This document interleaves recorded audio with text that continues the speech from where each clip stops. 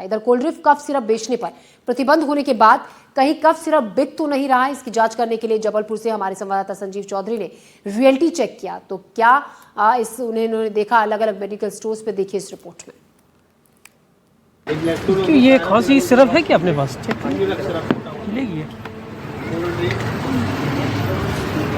तो बैन हुआ वो नाम लिखिए मेरे को। आ रही है नहीं आ रही है भैया? बैन हो गई नहीं, छिंदवाड़ा में बैन हुई है, टीवी में ऐड आ रहा है। अच्छा सी का है।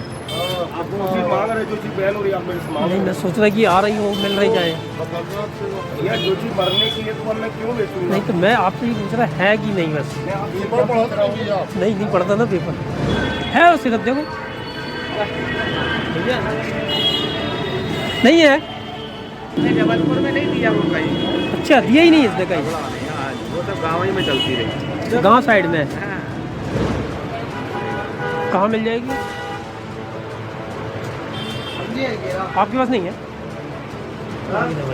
कौन सा डॉक्टर आप है यार मोहल्ले में, उसने देखा था। क्या मोहल्ले में? डॉक्टर ही चले। ये दवाई मिलेगी अपने पास? नहीं है। कहाँ मिल जाएगी? तो बैन हो गया है। हो गया अपने यहाँ मिलती है, नहीं मिलती है? बैन हो गया है। पहले आती थी ये? यहाँ कहीं नहीं आती अपने यहाँ। इससे कितनी फैल हो रही, जान जा रही।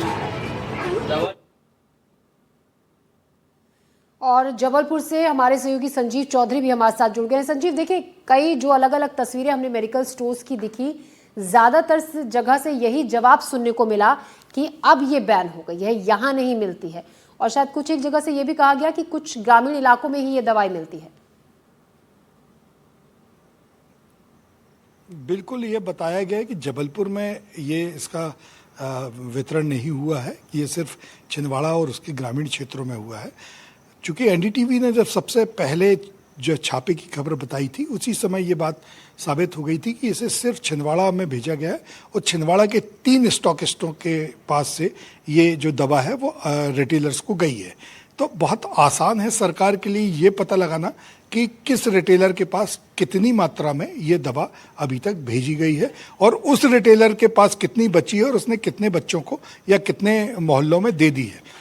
मेरे हिसाब से तो ये भी होना चाहिए कि जिन मोहल्लों पर ये दवा गई है और जो खरीदार के बारे में नहीं, पेशेंट के बारे में नहीं मालूम है, तो वहाँ अगर प्रचारित किया जाए जोर शोर से, तो शायद किसी के पास घर में यदि दवा रखी होगी तो वो उसका उपयोग ना करेगा और भविष्य में बच्चों की मृत्यु रुक सकती है।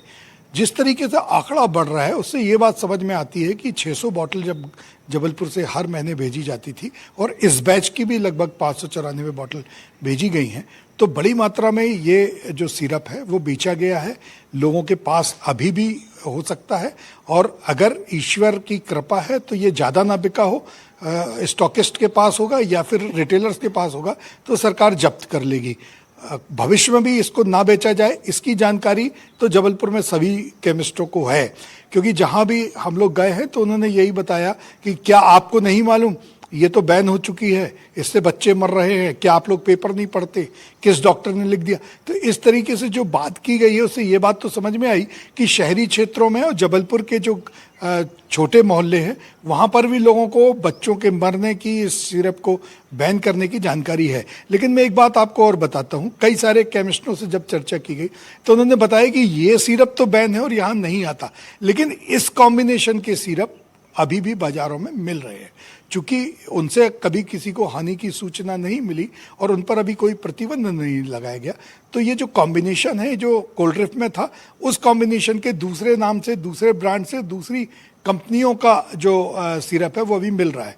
एक जो केमिस्ट एंड ड्रगिस्ट एसोसिएशन है उसके किसी अधिकारी से, पदाधिकारी से मेरी बात हो रही थी, तो हर माह लगभग 20,000 लीटर जो 50, 60 और 100 ml की बॉटल्स होती हैं, अगर उसको मिला लिया जाए तो 20 से 30,000 जो बॉटल होती हैं वो बेची जाती हैं, जो 3-4 हज़ार लीटर में हो सकती हैं। तो इतना सिरप हर महीने जबलपुर में बच्चों के लिए कंज्यूम होता है, जो बहुत बड़ी मात्रा है, बहुत बड़ी बात है। सरकार को इस पर ध्यान देना चाहिए कि ये 2 साल या उससे छोटे बच्चों पर उपयोग ना आए। नहीं देना चाहिए। जी संजीव, बहुत शुक्रिया संजीव आपका जानकारी के लिए।